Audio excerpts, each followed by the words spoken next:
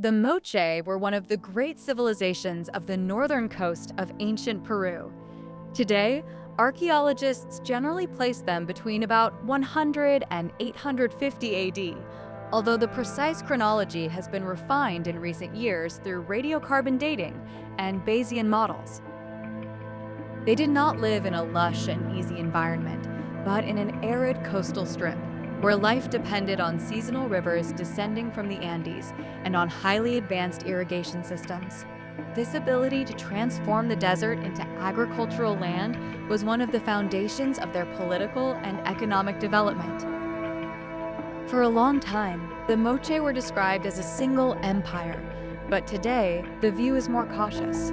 Scholars increasingly see them not as one centralized state, but as a series of regional power centers connected by a shared culture, common religious symbols, related artistic styles, and elites who used similar visual languages to legitimize their rule.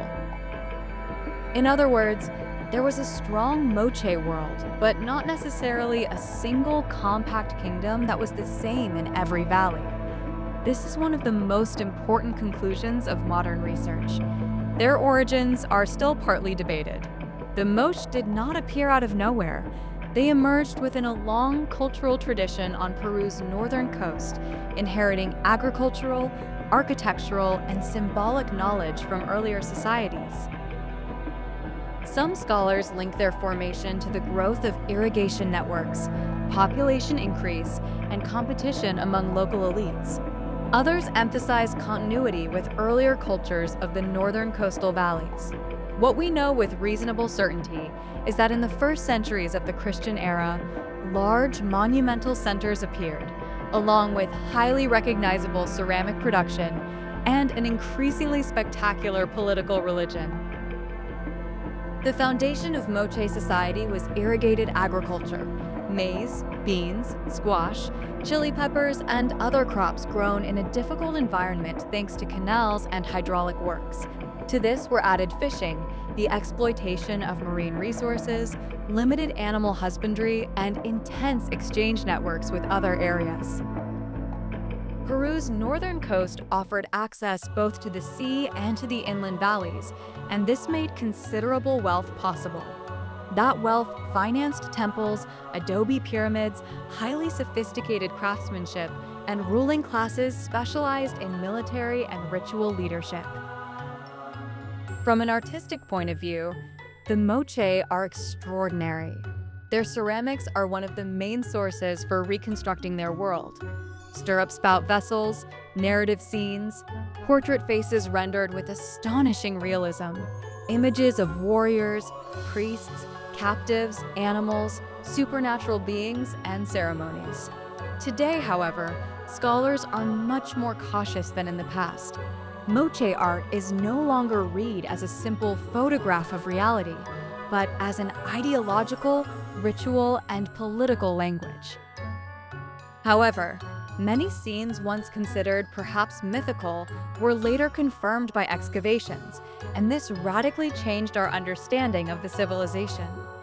A key example is Huaca de la Luna in the Huacas de Moche complex near Trujillo. This enormous ceremonial center, built of adobe and decorated with vast polychrome murals, has been one of the key sites for understanding religion, social hierarchy, and sacrifice.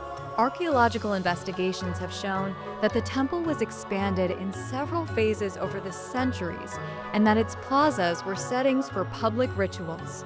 Material evidence of human sacrifice has emerged, including the remains of individuals bearing signs of violence, often interpreted as captives linked to ritual warfare and celebrations of power. The subject of sacrifice is one of the most famous and most debated aspects. For decades, some scholars believed that the sacrifice scenes seen on ceramics were mainly symbolic or mythological. Excavations at Huaca de la Luna and other sites, however, demonstrated that human sacrifices were real. Bioarchaeological analyses of the remains have indicated that many victims were probably adult males, often identifiable as warriors or captives, and that not all of them necessarily came from the same local population. Current research, therefore, tends to view Moche sacrifice as a real phenomenon, one that varied over time and was connected both to warfare and to the religious legitimization of elites. Warfare, in fact, was not a secondary element. Moche iconography shows combat, the capture of prisoners, the stripping of the defeated, and ritual processions. Scholars still debate whether these wars were mainly political conflicts between rival polities, wars of expansion, or ritualized clashes between neighboring groups. The most honest answer today is probably all of these things, in different times and places. The Moche world was not static, and warfare could have political, territorial, religious, and symbolic dimensions all at once. Major funerary discoveries have transformed our knowledge of the Moche.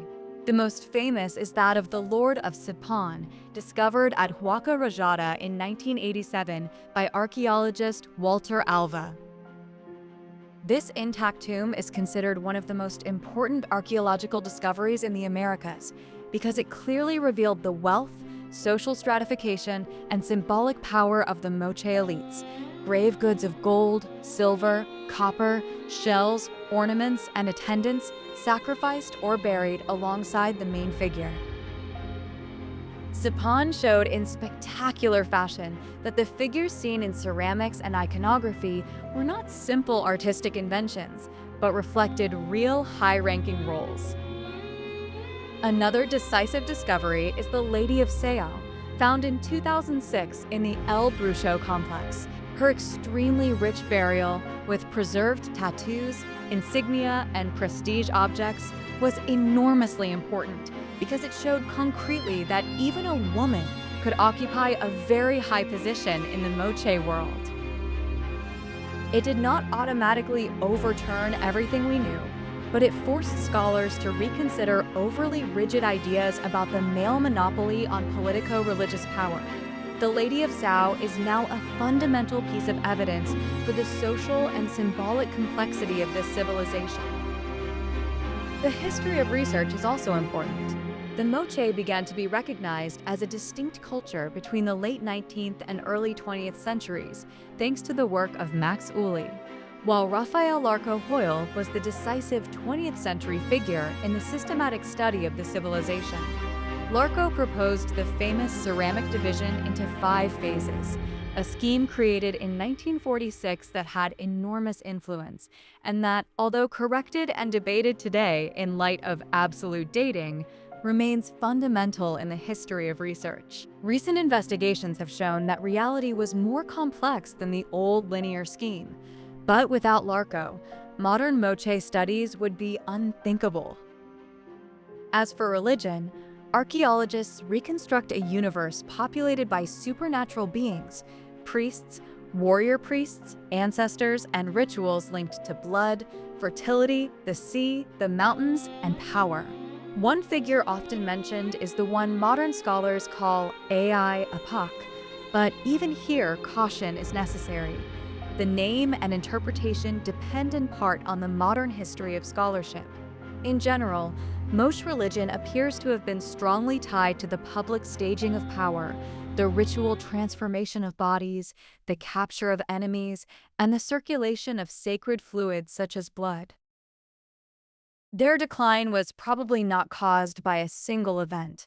Scholars point to a combination of factors: political instability, regional fragmentation, transformations in power networks, and above all, major environmental stresses, including intense El Niño-related events, floods, sand dunes, and periods of drought. Today, scholars speak less of a sudden collapse and more of differentiated processes of transformation.